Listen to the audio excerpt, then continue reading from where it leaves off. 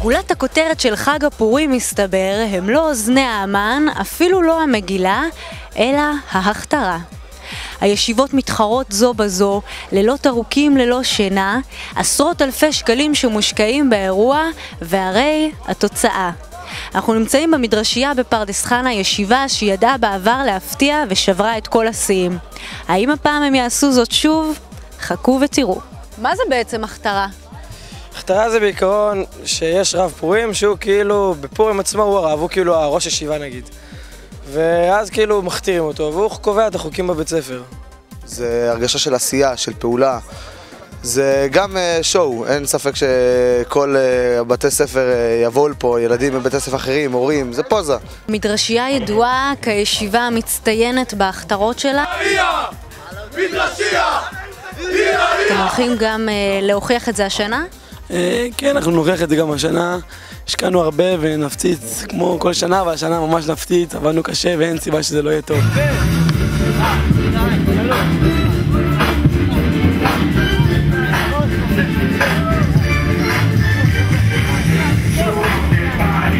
ואנחנו מסיימים עם הבנים בישיבה, בואו נלך לראות מה קורה בצד של הבנות באולפנה.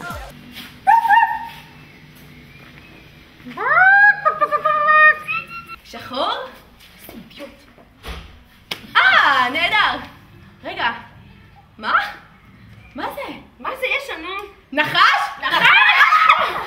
אולפנת ישורון מוכיחה שמדובר בעסק רציני ביותר, במיוחד כשמדובר בהכתרה של רבנית פורים שכיתה י"ב מכינה.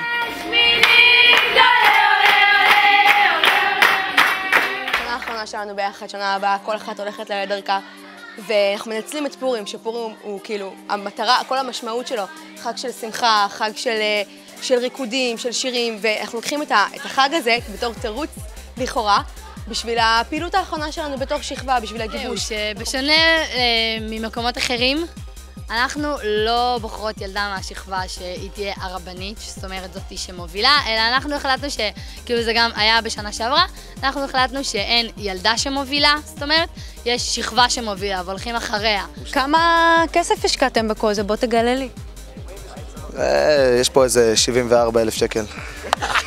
איך בדיוק אסף, זה כאילו, קיבלתם את זה? איך בדיוק הגעתם לכזה סכום אדיר? הכל שלנו, עבודות, עבדנו בשביל זה, השגנו אנשים שיעזרו לנו, אבל בעיקרון אנחנו הכל, כל הכסף, שקל מהידיים שלנו. זה עניין של מסורת, כאילו, שכל שנה זה להתחרות בשנה שהייתה, אוקיי, שנה שבהם עשו ככה, השנה אנחנו מביאות את הכי שאנחנו יכולות.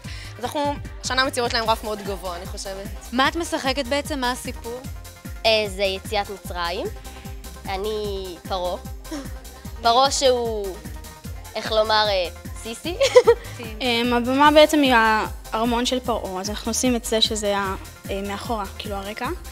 ואנחנו עושים גם כאילו פירמידות ברקע שהיהודים בעצם עובדים בפרך וזה.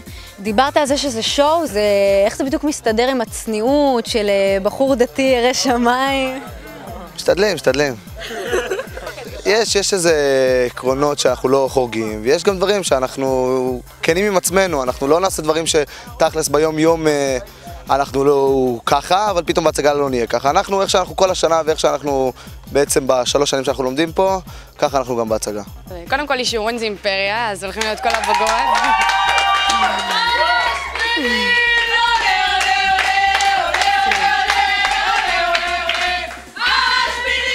כל הישיבות והאולפנות, אתם הולכים לנצח כי? כי אנחנו הכי טובים, כי אנחנו מדרשייה. זה אין ספק. עושים רושם. זה אירוע ענק שלא שוכחים כזה דבר להרבה מאוד זמן.